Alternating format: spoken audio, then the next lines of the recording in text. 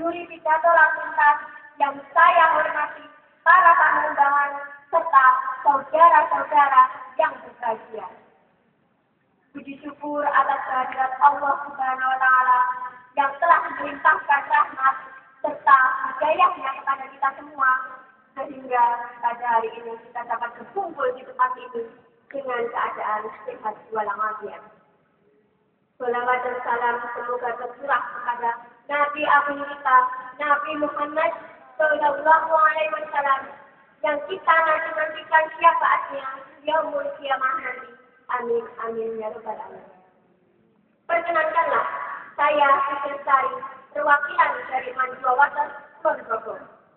Dalam kesempatan kali ini, saya akan menyampaikan keselamatan berlalu lintas adalah budayaku. Salah satu ciri negara yang banyak diminati oleh wisatawan adalah negara yang memiliki lalu lintas yang tertata dengan rapi dan indah. Wisatawan akan senang apabila menjelajahi dan menapangi lalu lintas kita dengan hati yang nyaman dan aman. Namun, semua itu berbeda sekali dengan negara kita, negara Indonesia. Hal pertama yang akan terpusat di pikiran kita adalah tentang polusi, kecelakaan, kemacetan, kesemrautan, dan kebisingannya. Apalagi di kota-kota besar di Indonesia seperti Jakarta, yang tidak hanya memiliki masalah lalu lintas saja, tetapi juga memiliki beragam masalah. Kecelakaan dan kemacetan adalah dua hal yang sering terjadi di jalan raya. Hal ini disebabkan oleh mereka sendiri yang tidak mau mematuhi rambu-rambu lalu lintas yang telah tersedia di kanan kiri jalan mereka. Seperti contohnya, dilarang berhenti, dilarang parkir, tetapi mereka tetap berhenti dan parkir di situ. Seolah-olah rambu-rambu lalu lintas itu hanyalah sebagai hiasan-hiasan semata yang tidak ada artinya di mata mereka. Apa yang harus kita lakukan agar rambu-rambu lalu lintas bisa dipatuhi, kecelakaan bisa dikurangi, kemacetan bisa teratasi? Pertanyaan yang membuat kita cukup frustasi, tapi pertanyaan itu membakar semangat kita untuk mengubah dan menata diri kita untuk menjadi lebih baik. Faktor sarana dan prasarana kita yang belum cukup memadai, contohnya jalan raya dan berbagai fasilitas yang mengalami kerusakan, dan itu dapat menyebabkan kecelakaan dan kemacetan. Kapan kita harus mengubahnya? Tentu saja bukan besok, karena semua itu membutuhkan waktu yang lama, anggaran yang banyak, dan juga persetujuan dari berbagai kalangan. Apakah kita harus diam saja tanpa memperbaiki sesuatu? Tidak. Yang harus kita lakukan adalah mengubah dan menata diri kita untuk menjadi lebih baik.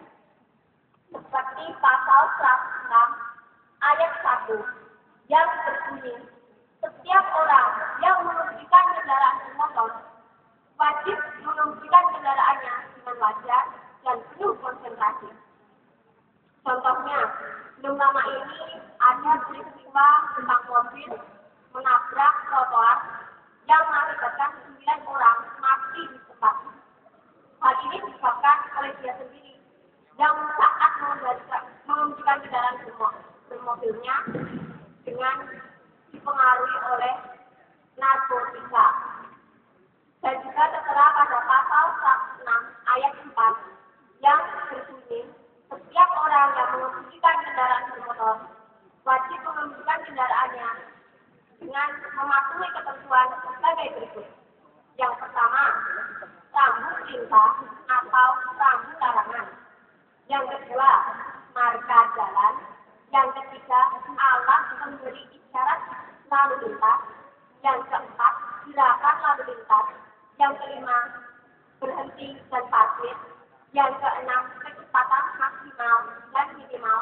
Yang ketujuh, tata cara penggadengan dan penempelan pada kendaraan lain.